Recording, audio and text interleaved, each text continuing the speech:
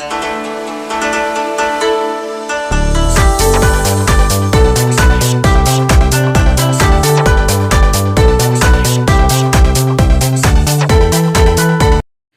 everyone, Anime Girl 95 here, and thanks for tuning in. If you have not subscribed, please subscribe for more content. So to begin, as the title of the intro says, we will be talking about my theories and some discussions I have for the Owl House. But before we get into that, I like to go over, since it's my first video I have done in a long while, since my very first two videos I had uploaded on this channel. As you probably already noticed, for those who have seen my channel before, it has gone through some redesigns and things. I had previously had issues with creating an intro for my videos, which I really wanted for my videos to have an intro to them. So it's just not me appearing on the screen and, you know, show a little bit off my little bit of creativity that I am really good with as well. It took me a while to find the proper format, which I actually recently did discover one that I really do like. However, I am still limited on what I can do with it, since this required me to have a subscription to have full access to everything. However, I have access to enough where I can at least experiment and play around for a while, at least until I get the money to do the $20 to $30 subscription that they have. Anyway, so on to the plans. The plans that I have for my channel, which I will probably do. Now, as far as when you can expect me to post, I have not figured out a specific day yet. It most likely will be Sunday, but right now this is probably about maybe, it's going to be a little bit of a while before I get my videos into a certain pattern where you will, once a week, you all can expect at least a video from me. But right now I'm unsure how often I can do a video because of my schedule, my work schedule, which changes off and on depending on my boss. Not that I have a problem with it. I really love my job. In fact, I might end up sharing some things about my job with you guys. However, since I just got hired, I need to look into to see what I can do as far as sharing details with you about this stuff. But yes, I have a real fun creative job that I get to do every day. So until I know for a fact on what day works best, it looks like it might be Sunday, but it might change to a Tuesday or Wednesday, just like today. Yeah, so at the time of making this is this Tuesday. Now this will come out on the 8th, but I'm filming this the Tuesday before, so that way I can get this video up and going and make sure that I'm giving you guys the best video possible. I, however, am still trying to, like I said, that the app I have to paste videos and stuff together is still very limited. I'm still learning how to work it, and unfortunately it does not have, at least I cannot figure out how yet, but I think there is a way to trim and cut certain videos, which I've not figured out that yet. And when I do, I will start officially editing my videos at some point. Might just wait until I gain full access, because it might be something limited with the editing feature with that, so I might just end up waiting until then to start editing. So I'm going to try to make this video sound like it's been edited, even if it's not. But I'm being truthful with you guys up front. This video and probably a few videos later on will probably just be the straight video that you get. But yeah, I have a lot of things planned, including what I would like to start doing, which is my audiobooks of my fan fiction that I have posted on Wattpad. not only that, but I actually have a original story that I am also working on. That's part of a big story that. Sorry, I had a bug. A bug flying in my face. Anyway, back on track here. Is I have it's an original story that is connected to a fan fiction series. Now, what I mean by a fan fiction series is it's a bunch of fanfics that I have from a bunch of that I've done with a bunch of different stories, and they interconnect into this one large story. And I'm very excited for the project. However, with the upcoming final episode of the Owl House, my brain has been on a Owl House streak where it can think nothing of but the Owl House. So that story has been put on the back burner for a while. And so yes, I've actually recently started working on an Owl House story. Now, and it's actually going to be just like this other multi-series that I have going on. This is going to be a multi-series too, where maybe not a multi-series, but at least a trilogy where it's a story that leads into a crossover with Amphibia. I've been wanting to make a story I've been actually wanting to make this type of story, a crossover story, for a while, but I did not know how, because I actually really loved the ending to Amphibia, and I feel like it's really good and left off on a good note, and I feel like there's nothing I could add to the story. So when I came up with this idea for this story, the main plot is centered in the Owl House side of it, but the Amphibia cast does get involved in this plot, and I'm still working on the Amphibia side, so as you can tell, I don't really have much information to give you guys about the book.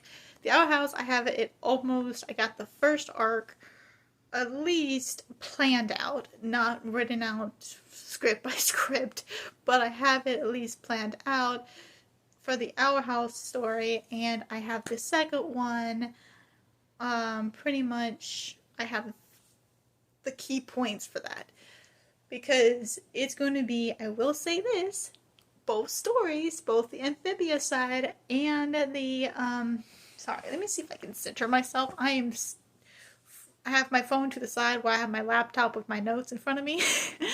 So I don't make this video too long because I tend to ramble. Is basically about the multiverse. I've always wanted to do a story because I'm not gonna lie, I'm into the characters reacts fanfics that you see everywhere popping up, them watching their own shows or them watching the multiverse. However, what gets me about a lot of these stories is that these multiverse that they show the characters reacting to is just the characters placed in another story, in another anime or another show, and it's not really the multiverse where it's a character still in their world, but it's a different version of their world, so that those characters grew up differently. And it's just, I wanted to actually see a story where they actually meet other versions of themselves that live differently. For example, I will give this about the Amphibia book. We meet Frog Anne. Yes, Anne meets herself as a frog. And I'm not going to give out more than that. You have to read it for yourself. It will be on Wattpad. Currently, I am doing the first draft stage. For those who follow me on Wattpad, I typically publish the chapters before they're finished complete, to gauge the readers that I'm getting, especially if it's the first time I am tackling a fanfic for a specific series. I'd like to see what type of engagement I got. And so far, the first draft, I got 36 reviews within the first week of posting. First week of it being posted up. So I do plan to take it down and start the second editing phase, which is the more serious approach. I start looking at things a little bit more seriously instead of just getting the basic idea out and seeing how people react to it. So now that you kind of know, now I haven't gotten any feedback, so I don't really have any idea if anyone didn't like something, because For some reason, I don't get a lot of feedback on my stuff. I rarely get a comment. I get votes, but I don't get comments. But so I typically look at the votes to get an idea if people like it or not. And so far, I got 3 votes. So that I can't really gauge because I posted like 3 drafts of an episode because I wanted everyone to see the basic of the plot. And it only got 3 votes, so that means this could be one person who voted. So I'm typically right now, in kind of iffy on whether or not what I'm doing is really good. I do know there are some aspects of the story that's kind of going against my usual rules when it comes to writing, because some of the plot is kind of going to change things. Now, I'm sticking to respecting the characters that were created. I'm not going to do anything that I feel would be against the characters. Completely, yeah, I'm not doing that. But what I mean is, like, for example,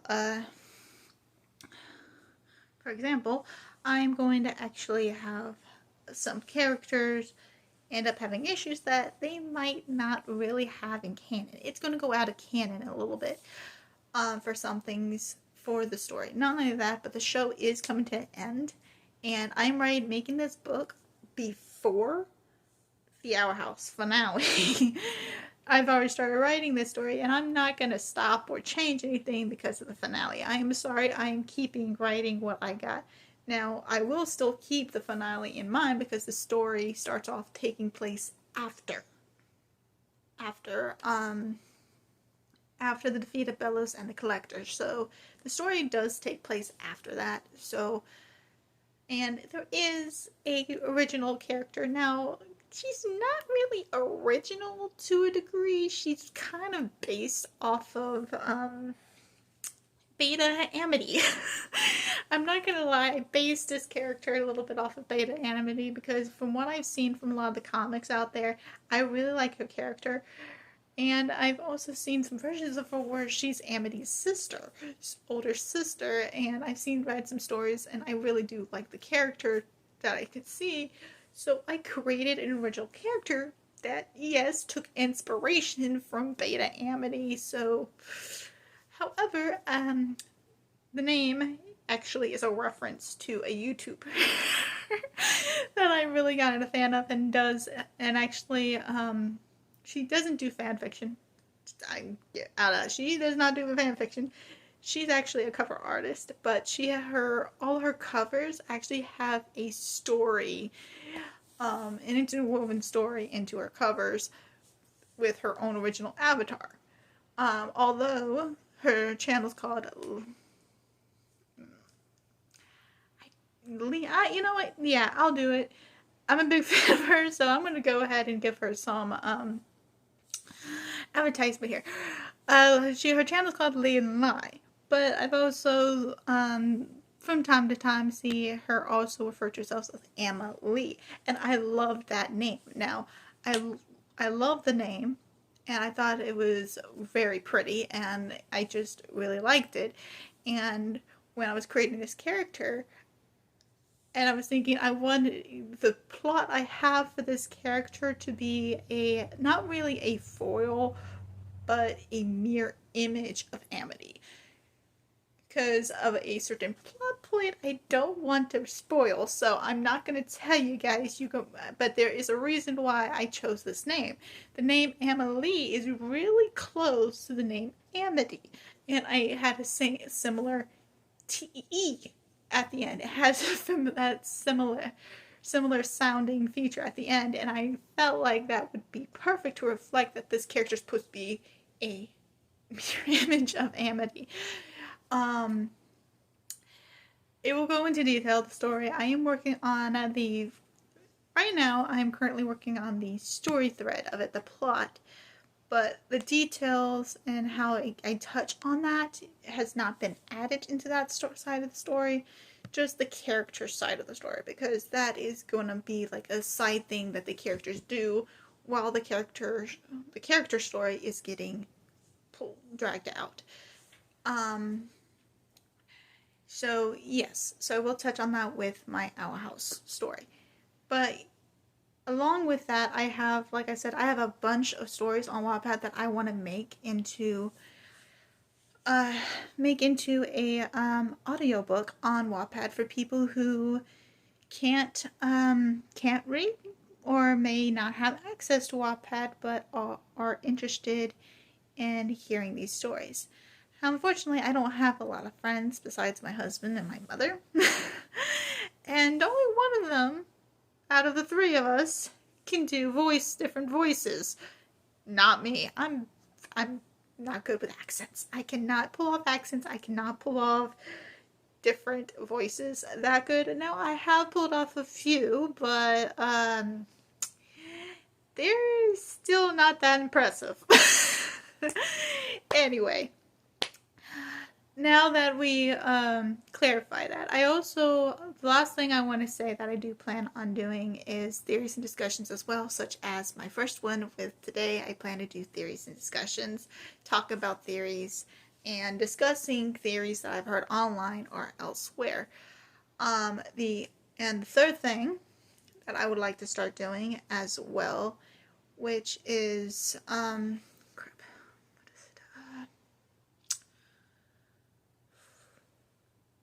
I'm drawing a blank. There's discussions, Wattpad, audiobooks. A storytelling lesson plan series where I actually go over, because I used to be a teacher for an after-school program, and an after-school program in Tampa. So when I worked there, I actually got to work with this teacher who did a storytelling class, and I saw immense improvement in the students who went through this program, and they not only did it build confidence, but it also helped them in stuff that they were struggling with, like reading, writing, and just things in general. It brought so much confidence, and it was like they went from this shy, timid kid to this outspoken, confident, caring young adult. And I wanted to bring that to others, especially kids and parents who may have kids of their own that they may be homeschooled or possibly, just have a problem with getting the help they need in these things. And growing up as a special needs kid myself, I can definitely see where something like this could really help. And now the only difference in my story lesson plan and what was taught there is that I incorporated other subjects in order to show how storytelling can actually aid in other subjects. Shown how learning history in school, it's one of those subjects that we all thought was a boring class. But in my lesson plan, I teach how learning about history can actually help you in the story making process, because learning your history is just like doing research as a writer, and I wanted to show that that can help with the story writing process. Not only that, but building confidence, speaking, projecting. That comes from acting, and acting is part of the storytelling process. So yes, my storytelling lesson plan is going to touch on everything from writing to music to acting and so much more. And I am looking forward to putting that series together. I have already finished putting together the lesson plan. I just needed to start making the videos and getting the materials to show you the arts and crafts section that you could do at home with your own friends and family, and maybe even your kids if there's any parents watching. I have so much planned for my channel that, as you can see, I'm getting a little excited and emotional for the things that are starting to fall in place for me. So now I've held you up for about 20 minutes now talking about this. So let's move on to the theories and discussions that I've wanted to have about the Owl House. Now, to begin, I can't show the video of the recently released promo trailer for Watching and Dreaming, but I have seen it. So I will be referring to that from time to time. So if you have not seen that, please go watch it before you listen to this video. Also, there are so many fan theories and YouTube creators that I have watched that has actually gone into what I'm going to be going over and have talked about. A lot of these theories are not originally mine, but I like the ideas and what they presented. And some of them I added my own thoughts into it as well. And I cannot remember every single YouTuber I've ever watched who might have influenced or which one was the original creator of this theory. So I'm just doing a quick disclaimer at the beginning that most of these things are not my own. So do not, I'd rather you guys assume that everything I'm about to say is not my own than you coming at me and accuse me of taking credit, because I am not trying to take credit for any of the main title of these theories. But I have added my own twist, and I will let you know if it is my own thoughts, because but otherwise, anything that I do not tell you is my original, it's probably most likely not. So don't jump the gun. Do not get on me. Alright? I'm just discussing the theories and mentioning my own thoughts on these theories. Another thing I want to put out there about me is when I use the word theory, now these are theories from other people, and other people are choosing to use theories in the general sense of it being a prediction that you think is going to happen. Me, however, I have this unique ability of saying something's going to happen and that it actually happens. So I'm very tight-lipped around the difference between a thought and a theory. Because when I say it's a theory, it means I have I'm at least 80% sure. 80% sure that it's going to happen before I say it's a theory. If it's 70% or lower, I am not going to call it a theory. I'm going to call it a discussion, because I do believe in looking at things through a writer's lens as well as a fan. So there's some things I would like to personally happen, but as a writer, I can see why it won't. So I wanted to bring this to this video today. I will talk about there's going to be two different opinions on these theories that I'm going to be talking about. There's going to be the writer's lens I'm going to talk about how I can see this happening as a writer, or why I can't see it happen as a writer. And then I'm going to bring it to the fan perspective, which is, would I like to see this happen, or would I not? So you're going to get these two perspectives, because as a fan, you can't really theorize as a fan, because if you approach it through a fan lens, you're not going to see why the creator chooses. You're not going to see their side. The writer of the show is doing this through her lens. And in order to understand the writer, you got to be willing to see her side, her story. And you can only truly understand why something's done if you understand the process.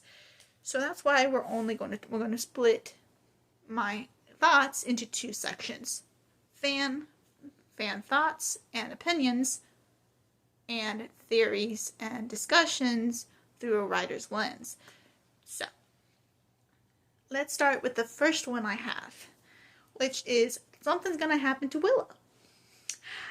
I actually just watched this theory, just came across it this morning. I was making a playlist of theories for my mom to watch because she just got her into the Owl House and we just finished it last night. And now she wants to see any fan videos and theories that are out there. So I looked up the best theories I could, and in the process looking up these theories, I came across a theory video I have not seen before.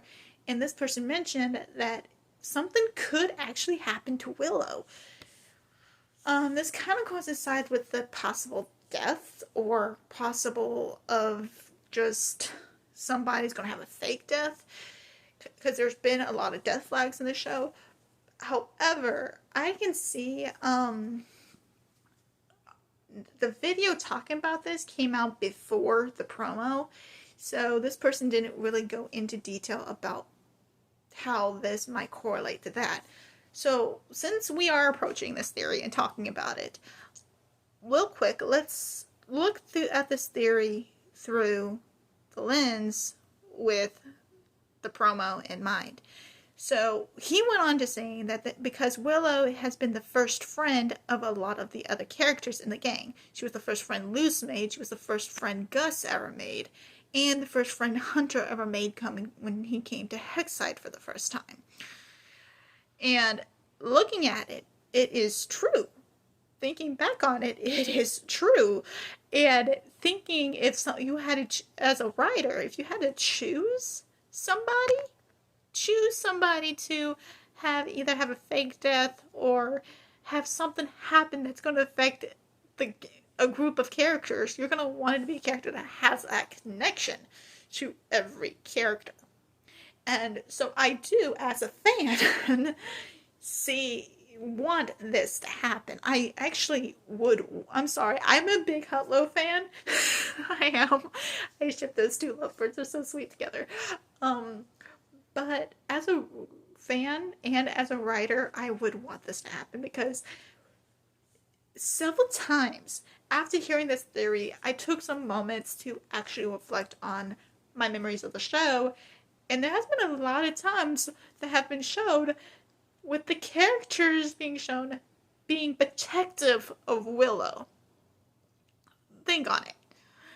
Luce, when Basha constantly bullied Willow, she constantly stood up. And yes, you can put the defense, that's just who Luce is. She's going to defend her friends. But it was, in those specific times, it was always Willow being picked on. Willow. And she stood up. Gus, in the Gus Center episode where they went to the Looking Glass ruins, yes, Luce stood up for Gus by telling a little white lie to help Gus out. But she was never defensive of Gus. Not saying that Luce wouldn't stand up for Gus. I'm just saying even in that episode, she was not defensive. Luce went way out of her way for Willow. She stood up to Basha, challenged her. And yes, it was for her to learn that sometimes there's consequences to her actions and not taking her friends into account, but it showed Luce is willing to go very far for her first friend, Willow. And going to Gus, in the same episode where Willow meets Hunter, Gus threatens Hunter. Literally threatens him to make sure that Willow does not get hurt. And at first when I saw that, I'm like, that was weird that they had that happen. It was weird. It made sense, and it was cool to see Gus be sort of like that, but never really saw Gus as the character to do something like that. So it came to me as kind of shock, but now looking at it with this theory being put out there to me, I'm like, maybe that's the reason they had this scene in there. Because something is going to happen to Willow, and that was our indication that how much Gus cares for Willow. Now let's talk about Hunter.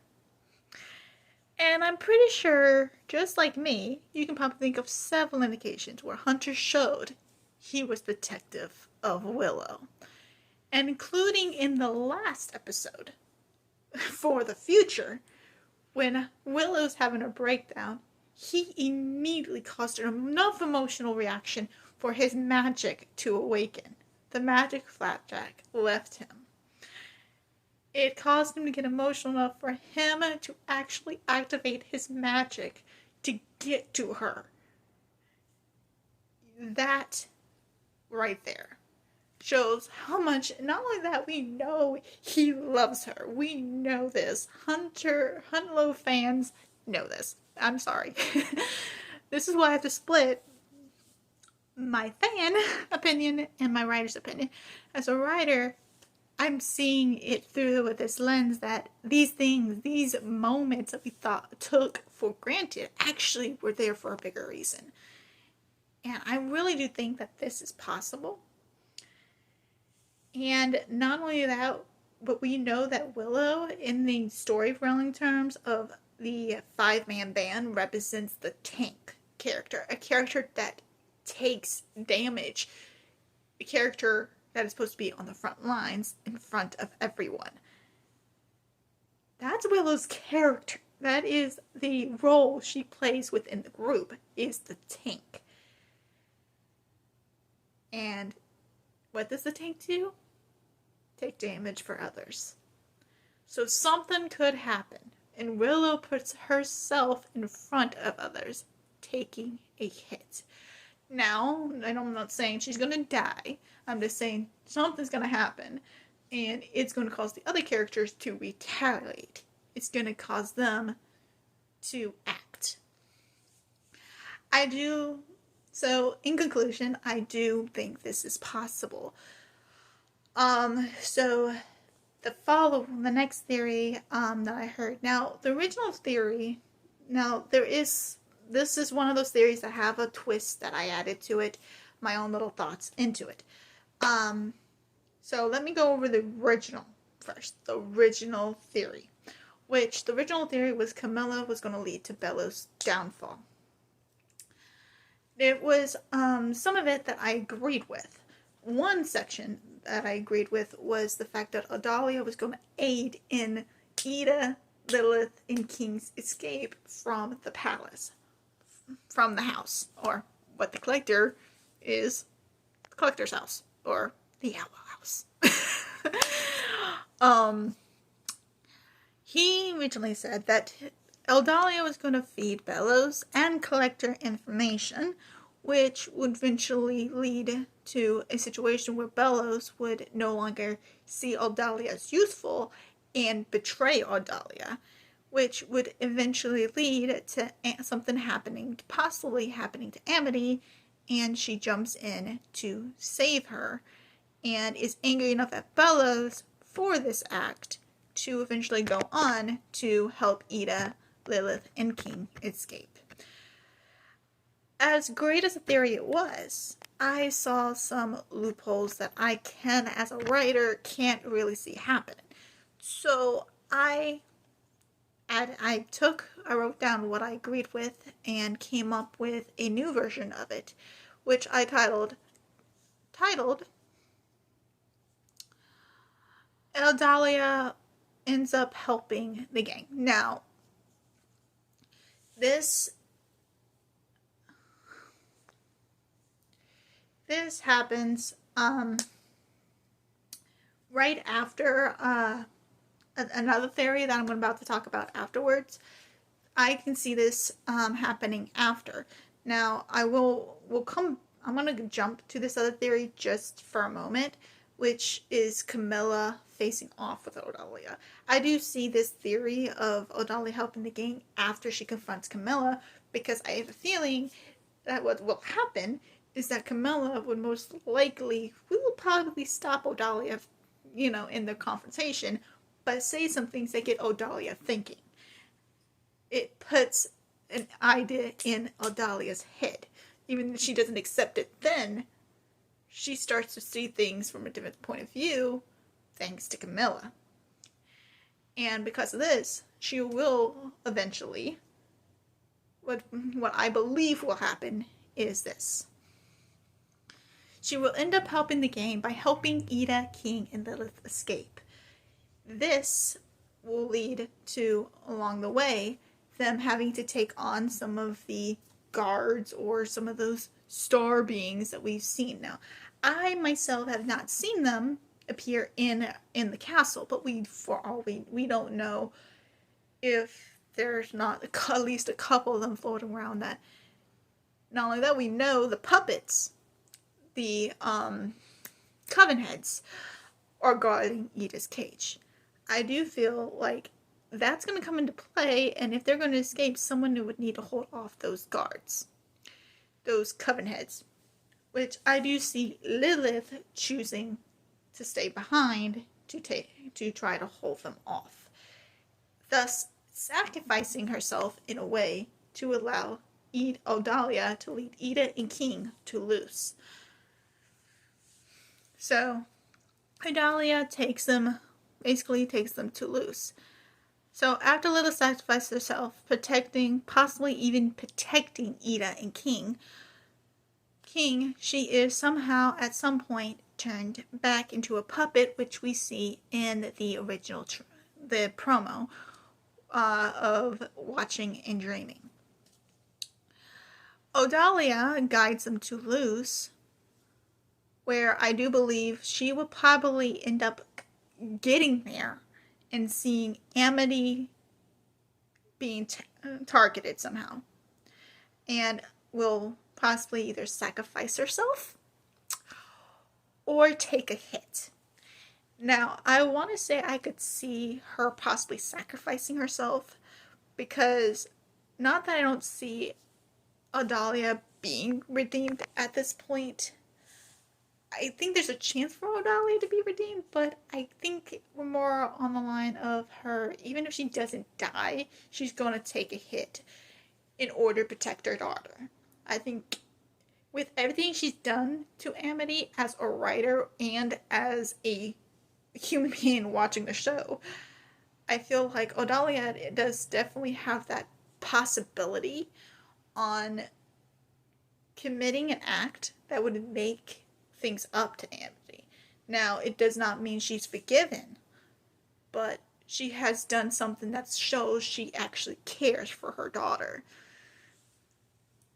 And I think that action would mean a lot to Amity. Now, as far as much as it would have an impact on everyone else, I don't think so, but it would have a big impact on Amity. And I do think that it's possible that, along with what will happen, some other things that will happen, it could be one of the reasons Amity eventually does end up as a puppet, because that's an emotional thing for her, and at the same time with other things, which part of that might be talked about later, it will cause her to possibly retaliate. Let's see. To daughter in some form. Because, and like I said, although we know, because it has been shown in the show that yes, she's power-hungry, manipulative, but she cares for her kids. As all the times we've seen, she's always stated that she's doing this for them, for their well-being, because it's what is best for them in her opinion. She cares for her family. Although she's power hungry and manipulative, she cares for her family. So I do see that being possible. Now going back to the theory I mentioned before, which is Camilla facing off with Odalia. Like I do say, I do think that this is going to happen, and it's going to lead to Odalia's course of action with the theory we just talked about, which is Camilla facing Odalia. They are character foils. I'm sorry, I've seen a lot of people who argue this fact, and I'm sorry, but after I heard this, I started comparing their characters, and it's true. Odalia is manipulative and power hungry. Camilla is not. She's not power hungry. She is kind-hearted and is accepting of her daughter. Two things that Odalia clearly isn't. Odalia is selfish. Camilla is not. Camilla puts her daughter before anything else. Yes, in the beginning, she was fearful that Luz would be bullied just like she was in the past, which gets revealed into Thanks to Them. We find out that she herself was bullied, and she feared this for Luz. Thus is why she made the wrong decision in sending her to the camp, and she even admits it's one of her biggest regrets. One of her biggest mistakes. Camilla, not Camilla, my bad, Odalia. Odalia, on the other hand, she does not regret any of her actions. But I do believe when she sees Amity being threatened in some form or fashion, it will make her regret her choices. Not only that, but with Camilla's words, it will affect her to see how her actions had affected her family. And I do believe that this confrontation will happen. I'm pretty positive, too close where I could say that I definitely think this theory is possible. Camilla is supportive. Odalia isn't. Odalia and Camilla, not only that, but they're careful for real in another way that I have noticed, especially with the latest episode, thanks to them. Not thanks to them, for the future. For the future. In that episode, we see Camilla creating an ice cliff for the first time. Now, she fails miserably. She definitely is still new to magic. Which, keep that word, new to magic. Keep that in mind. She's new to magic. But we also see that she knows how to handle herself in a fight situation. Hello, the Bacata. I might be mispronouncing that. I'm not good with Spanish, so please do not butcher me. But I do know that I think I've had a Spanish YouTuber actually mention what that meant, and that meant witch toss, which I'm assuming since they are Spanish that is what that means. I actually plan to possibly later today go on YouTube, go on Google Translate and actually see if that's true. But she knows how to handle herself to a degree when it comes to actual physical fighting. I can't wait to see more of it. So I do know she must have some type of fighting experience. At least as far from what I've seen Camilla thus far. Now, is she good? I don't know if she's all that well, but she at least has some hand-to-hand combat experience where she's not afraid to jump into the fray and throw a few punches. Camilla, on the Odalia, there we go again. Odalia, on the other hand, she does not. You can tell when confronted by the gang and her husband, and for was it King? I think it was King's Tide. Yeah, in King's Tide. I think it might be King's Tide or the episode before that. I can't exactly remember, and I don't want to give wrong information. In the episode before that, it's when they confront Camilla about her making an army for Bellas. In this specific episode, when her husband, along with the gang, actually confront her and basically turn off without those robots, she stepped back. She stepped down. She immediately realized, and in that scene, I realized she didn't try to fight at all. She didn't. She immediately went for her Oracle Gem and tried to use that. But once that failed, she backed off, which clearly shows she relies on her magic. And without it, she's powerless. So, excuse me for a minute, I gotta move my phone so I can go to the bar to scroll down. And we're really hitting the mark here. Is Luz versus the Collector. Now, this is the next theory I want to talk about.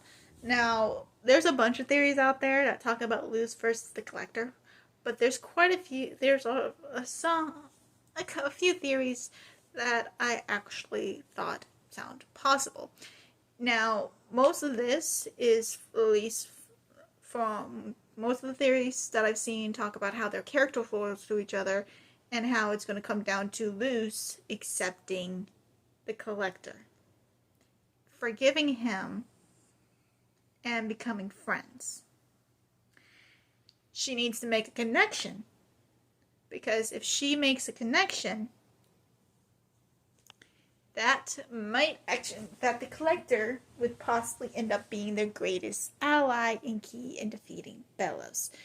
Now, based on what LaDonna Tarrant released in her statement, that it's going to come down to a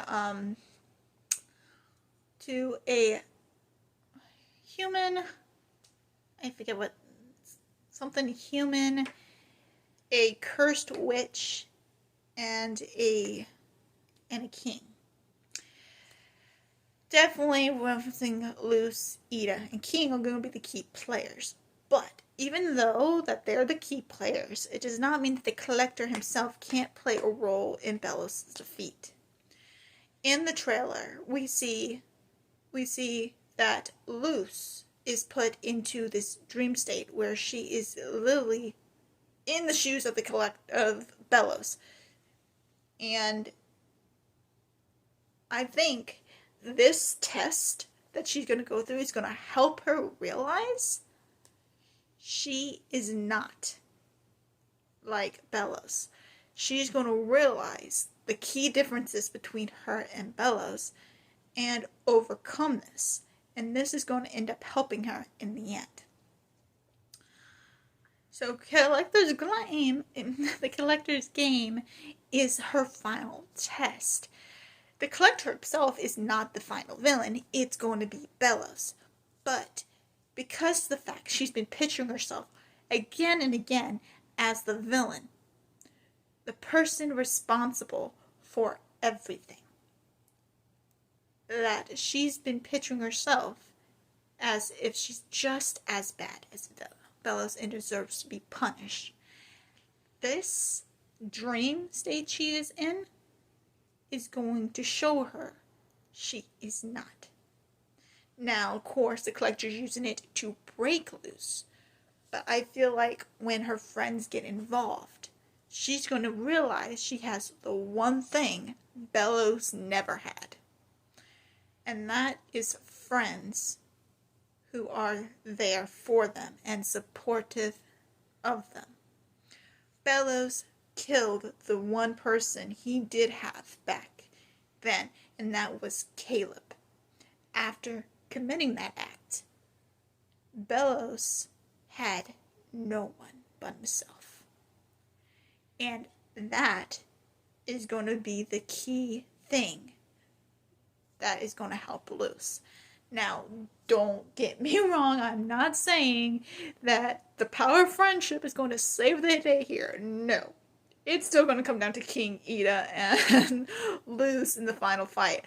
But I do believe, like we see in the trailer, Amy and the gang are going to infiltrate this dream world and help Luce escape. And she's going to realize the one difference. And that's going to help her realize she is nothing like Bellows. And finally, break this chain of blaming herself for things that were Bellows' fault in the first place.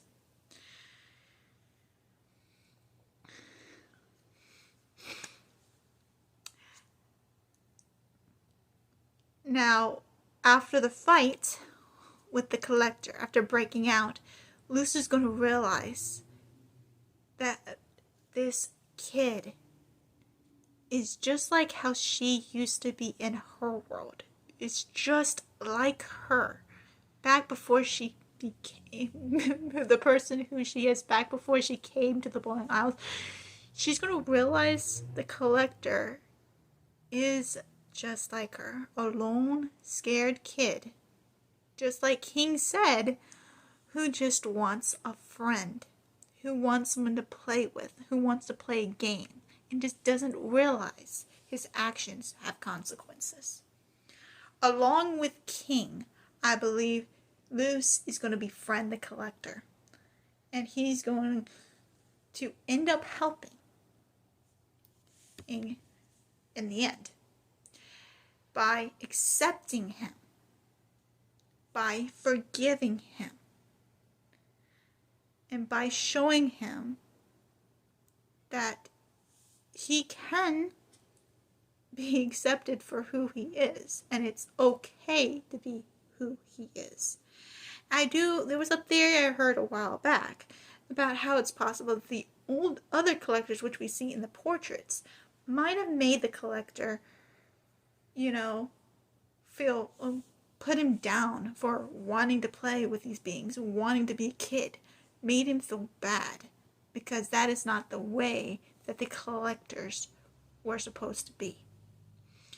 And I believe by accepting him and forgiving him, and being willing to be friends with him, they can show him how he can have fun while still being considerate of others and the consequences of those actions. When this happens, I believe that Bellows is going to be mad when the collector he can know is out of his manipulation, and ends up retaliating while everyone's distracted and stabbing Luz. This leads into the next theory, or at least the next discussion, which is Luz versus Bellows. Now, in this moment, we're not exactly going to get into the fight between Bellows and Luz quite yet, but this is leading into it. What I believe will happen at this moment, that the stabbing will happen just like it did for Marcy in Amphibia. This would be one final reference to Amphibia. And it would also show the foreshadowing in Luz's shadow, showing that she's been impaled. And I do believe it's Bellows. When he stabs her, this will affect everyone. Everyone, including the collector, who will retaliate in some way, and the collector giving the advantage here. We already know the collector is stronger than Bellows. Now, does he have the power to defeat Bellows? I do not think so. I don't think the collector could ultimately defeat Bellows. He can control things, move things with his mind to some degree, at least as far as I'm seeing it. The hand swiping. He can control things to a degree. At least as far as cosmic entities like the moon and sun, he can control. And he can also control and manipulate the makeup of a being, such as turning people into puppets. But I don't think he has the power to defeat Bellows. Which I think is going to come down to Luz into a scene I have not seen anyone talk about. Which we'll get there. While everyone's retaliating, fighting against Bellows, trying to get back at him, Camilla is trying to stop the bleeding. Luz is bleeding out. Camilla is trying to stop it. With her using her best medical knowledge that she has. And no, she is not a nurse. I know a lot of people think she's a nurse, and she is not a nurse. She is a vet. But vets, like any doctor, do have at least some idea of first aid treatment. First aid response. So, holding pressure to a wound, she is doing her best to try to stop it. In the state, I have a feeling Luz is going to make the same connection that King somehow made to the in-between. Now, in the trailer, it is shown that she is looking like she's getting ready to walk through the portal. I don't think that's what that is. Because I think that is a repeat of possibly a recap. It is showing it. Now, there's a chance that she could go in there, but the distance between that location and the Skull, the Titan, where they are, and everything that is going to possibly go on during the collector's game, I cannot see her traveling back to the portal from where they're at. So, I think this is either going to be some type of dream before the whole Bellows thing, or maybe even after Bellows thing, another dream where she is visioning herself walking through there, or or it's just there to throw us off. Because people tend to forget. Sometimes creators do throw in scenes that are not officially used or were cut out to throw us off. And the scene only shows a hand touching the portal that looks like Luz in her Azora outfit. Not to say that when she comes out of the dreamscape that the collector creates, will she be back in her Azora outfit. I am not saying that that's not possible. I'm just saying there's no way she'd get all the way from across the clouds near the, literally at the skull, all the way to the back at Edith's house. That is way too far, and unless that terrible spell works in reverse, I cannot see that happening. And even then, it would take her back to where she was before, if anything. However, I can see her in this limbo type of state, making connection to the in-between, and meeting this figure. And I do believe somehow during this fight with Belos, King gets knocked out and enters the same state, finding Luz, reuniting with Luz in this state, and meets this character, which will end up being King's dad, the Boiling Isles Titan. I do believe that this is the case. And I do believe that he would give needed information that the characters still need in order to defeat Belos, and would end up healing Luz, allowing her to rise again with the newfound information. Information to defeat Belos. So, let's get into talking about the fight with Belos. So, now that we got the build up to this fight, to this final confrontation with Belos, let's talk about things. Now, first I want to talk about the fact on how the difference between the Collector and Belos. They're both being foils to Luz. The Collector being a foil in the sense that he represents that child naivete, or naiveness, whatever you want to call it, of wanting just to play and be a kid and not have to care about the consequences, which Luz was like in the beginning of the series. However, Belos represents something completely different. His way of being a foil to Luz is how close-minded he is. He's a witch hunter from the 1600s who could not accept people being close to nature, people being different. Anything that seemed different was seen as witchcraft or darkness or them being possessed. He is closed-minded. He was unaccepting. And Luz is forgiving. She is accepting. She is understanding. She is the opposite of Belos.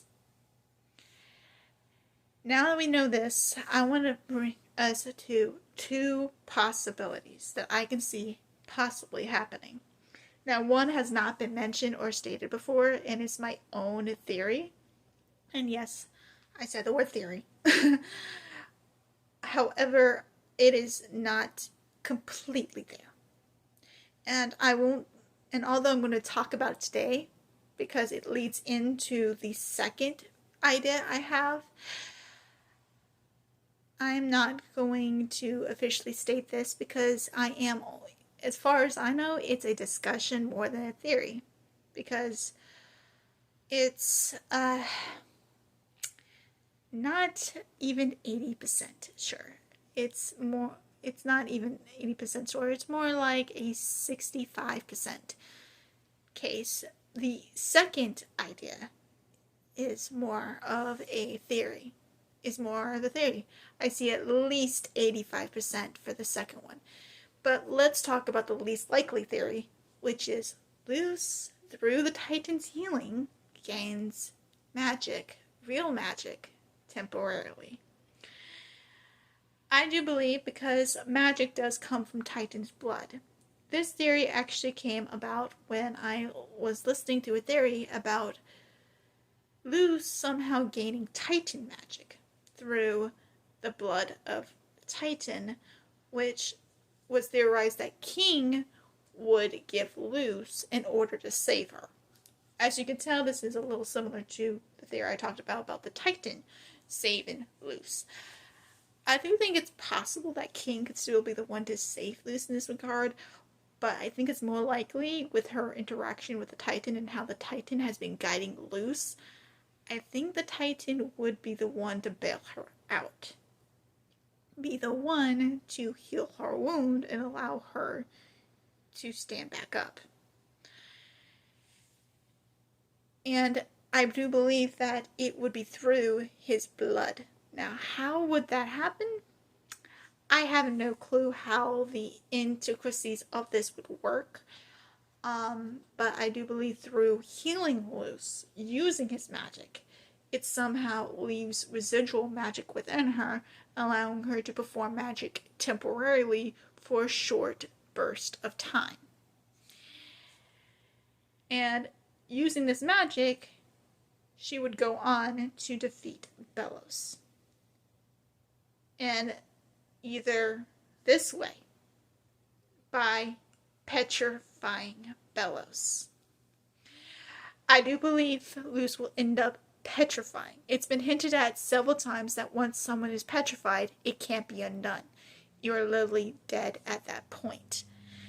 And we do know Belos has the ability to regenerate, although he is decaying at a faster and faster rate with every minute he's out of a body. But he has now gained Ren's body. So I do believe that, of course, he's going to be brought out of Ren. Now, will he survive? I have no clue. That is wait to be seen.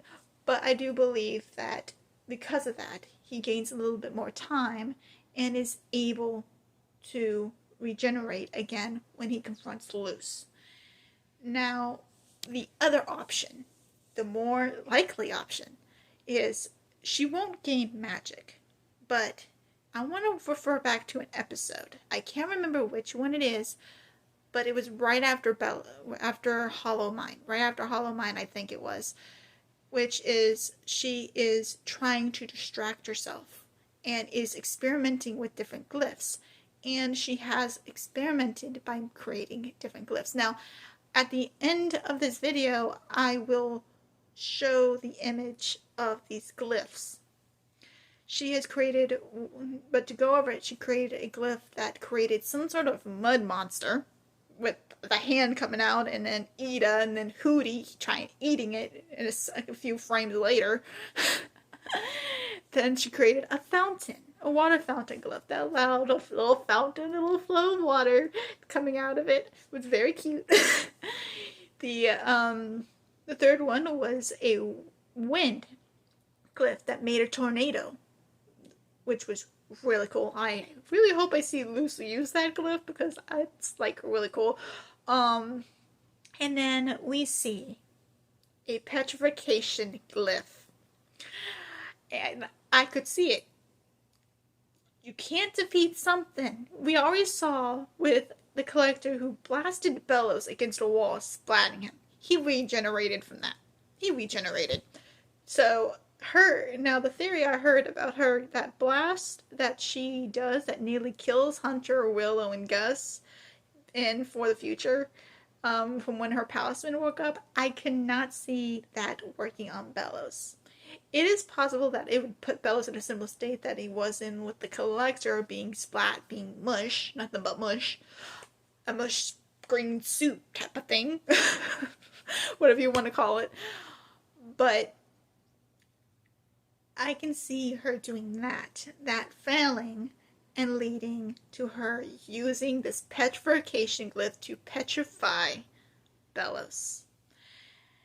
And I think that would be how she would defeat Belos once and for all.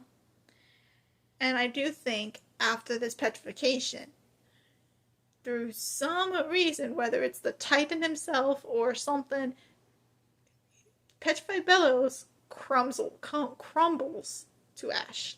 I can see that. and is dead. So that is my theory on how the fight may go. Now, there are some details of that fight I am not entirely sure of.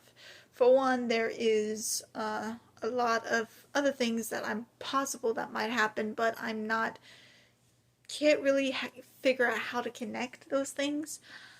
So I'm not going to mention it. It's too big, and I am already over an hour. I'm so sorry, and I'm really glad you guys have watched this video. I have 2 more theories I'm going to go over real quick, and that is... sorry, not 2. I have 1 more, and that is just... This is going to be very quick, but it's the theory about who's going to die in the final episode.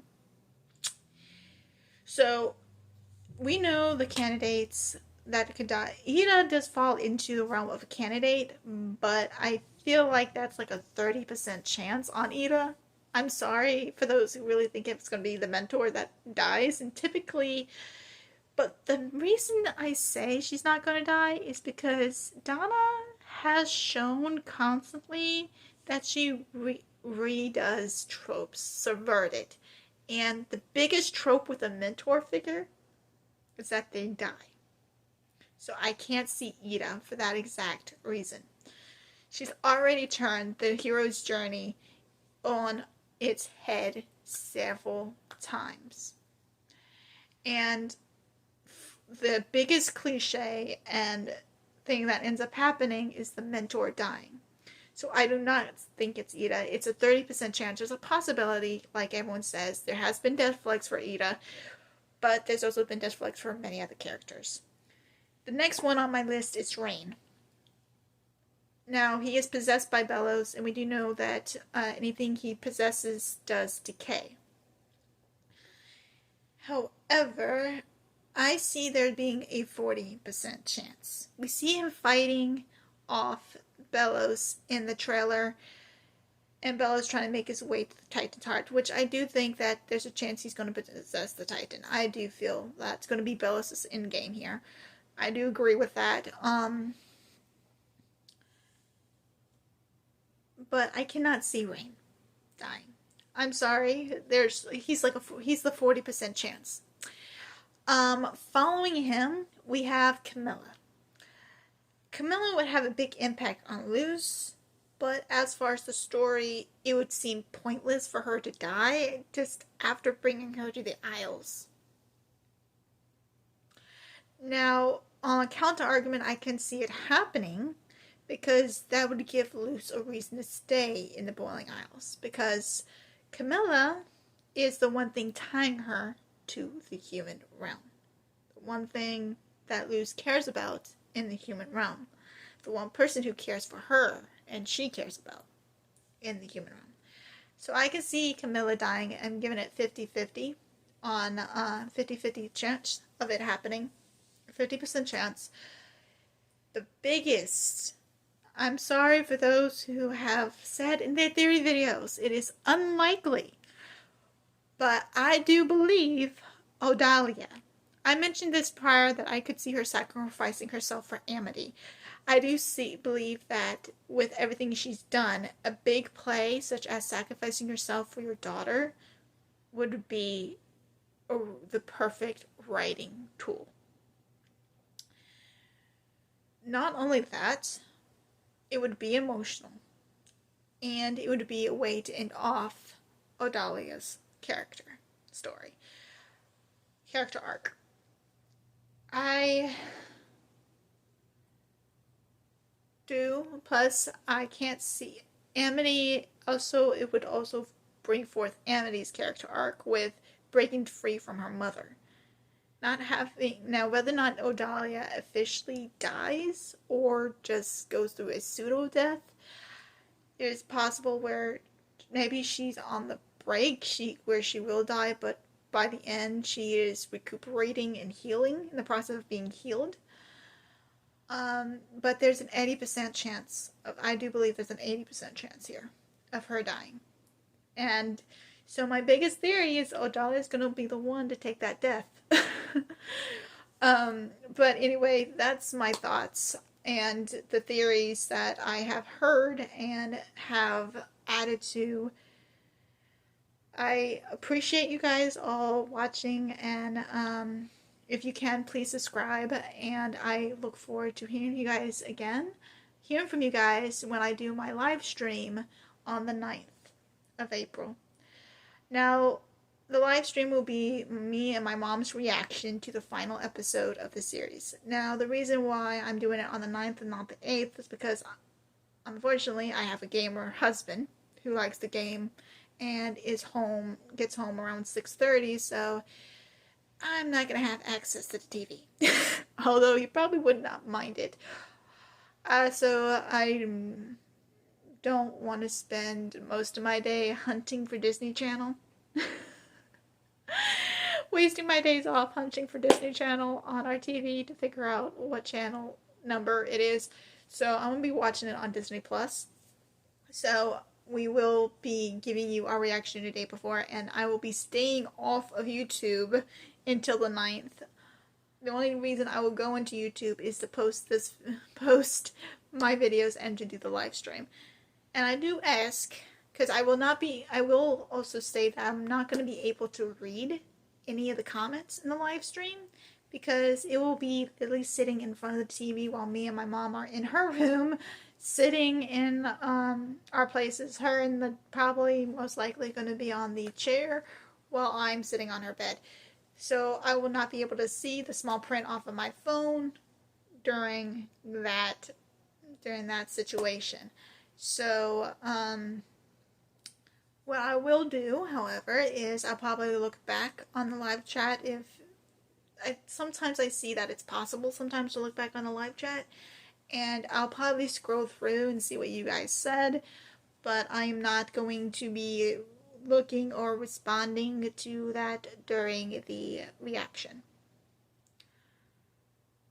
So, also, another reason why I'm doing it this way is because I do believe, and I have nothing wrong with people who do this, but reaction videos where you're showing the little video in the corner or something while you're watching it, I'm sorry that I'm against that. I see that as disrespect to the original creators, because you're taking away viewership from the channel that is producing it, and you're taking away support that the show is getting. So I will be doing it my way, simply because of the fact that I see it more respectful not to show. You will hear what is being said in the background, because the audio, they're going to pick that up in a video, but you're going to get to see that. Hear that, but that is all you're going to get. Now, I would possibly at some point after the fact do a discussion video on my thoughts on the ending of the Owl House, and maybe might even discuss my thoughts on the series as a whole and as a writer. But that's it for today. Please subscribe for more content, and I look forward to hearing from you. See you all next time. Bye!